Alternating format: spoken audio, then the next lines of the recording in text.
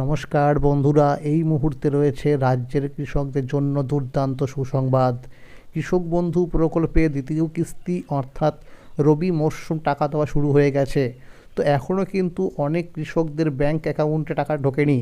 তো যে সমস্ত কৃষকদের ব্যাংক অ্যাকাউন্টে এখনও টাকা ঢোকেনি, তাদের টাকা কবে থেকে দেওয়া শুরু হবে সেই বিষয়ে কিন্তু সঠিক আপডেট জানিয়ে দেওয়া হয়েছে আজকের এই গুরুত্বপূর্ণ ভিডিওটির মাধ্যমে।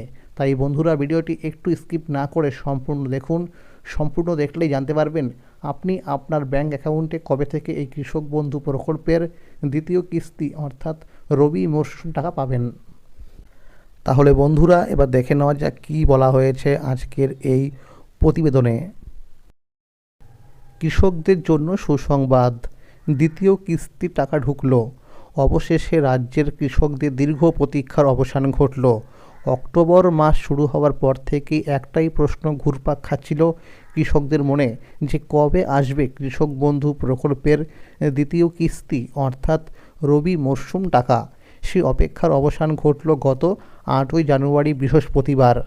গঙ্গাসাগর মেলার আনুষ্ঠানিক সভা মঞ্চ থেকেই রাজ্য সরকার কৃষক বন্ধু প্রকল্পের রবি মরশুমে টাকা ঘোষণা করে।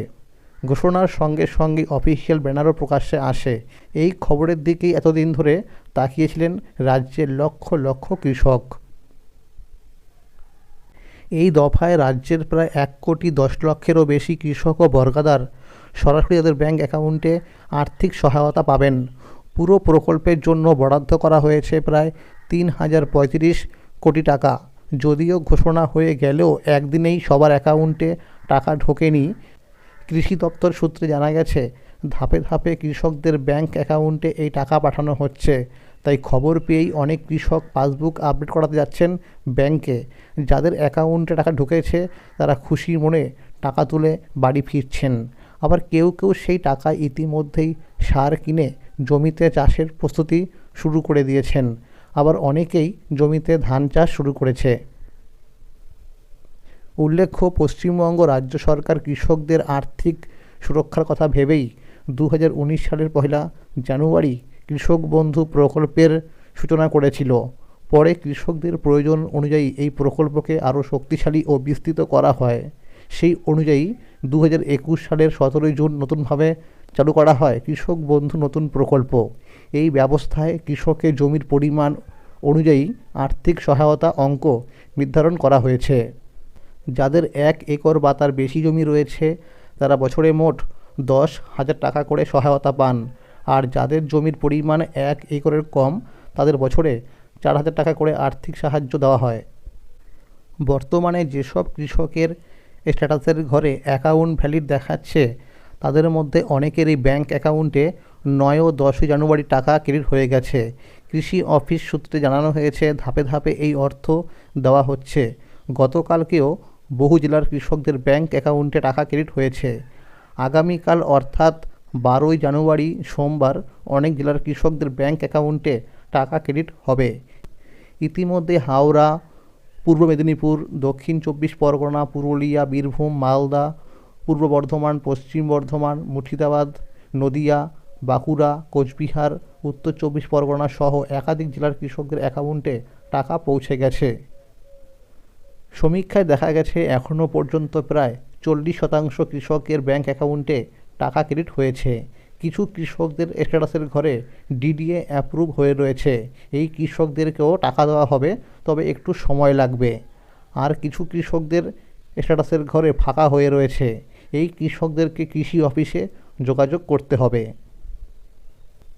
এছাড়াও জানা গেছে এই জানুয়ারি মাস জুড়েই কৃষক বন্ধু প্রকল্পের দ্বিতীয় কিস্তি টাকা দেওয়া হবে।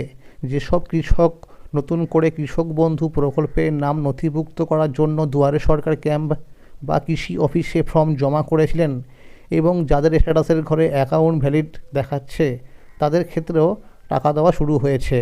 পাশাপাশি যারা আগে থেকেই এই প্রকল্পে টাকা পাচ্ছিলেন কিন্তু পরবর্তীতে নতুন জমি কিনে জমির পরিমাণ বৃদ্ধির আবেদন করেছিলেন এবং যাদের জমির তথ্য আপডেট হয়ে গেছে তারা অতিরিক্ত জমির জন্য নির্ধারিত টাকাও পাচ্ছেন। যে সমস্ত কৃষকদের ব্যাংক অ্যাকাউন্টের সাথে কেওয়াইসি আপডেট করা নেই তাদের টাকা পেতে সমস্যা হতে পারে। যেসব কৃষক টাকা পেয়ে গেছে তাদের অনেকেরই মোবাইলে টাকা পাওয়ার এসএমএস চলে এসেছে। আবার এরকম অনেকেই আছে যাদের মোবাইলে টাকা ঢোকার এসএমএস আসেনি, অথচ ব্যাংকে গিয়ে ব্যাংকের পাসবুকটিকে আপডেট করার পরে দেখেছে টাকা চলে এসেছে।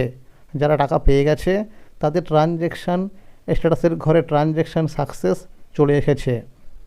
তো বন্ধুরা, যদি আপনার ক্ষেত্রে এরকম হয় যে টাকা ঢোকার এসএমএস আসেনি, তো আপনি কিন্তু একবার ব্যাংকে গিয়ে ব্যাংকের পাসবুকটিকে আপডেট করে নেবেন। তাহলে বন্ধুরা, আজকের এই ছিল আপডেট।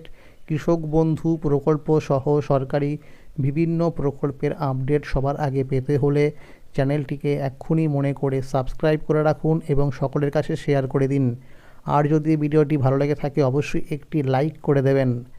ভালো থাকবেন, সুস্থ থাকবেন, ধন্যবাদ।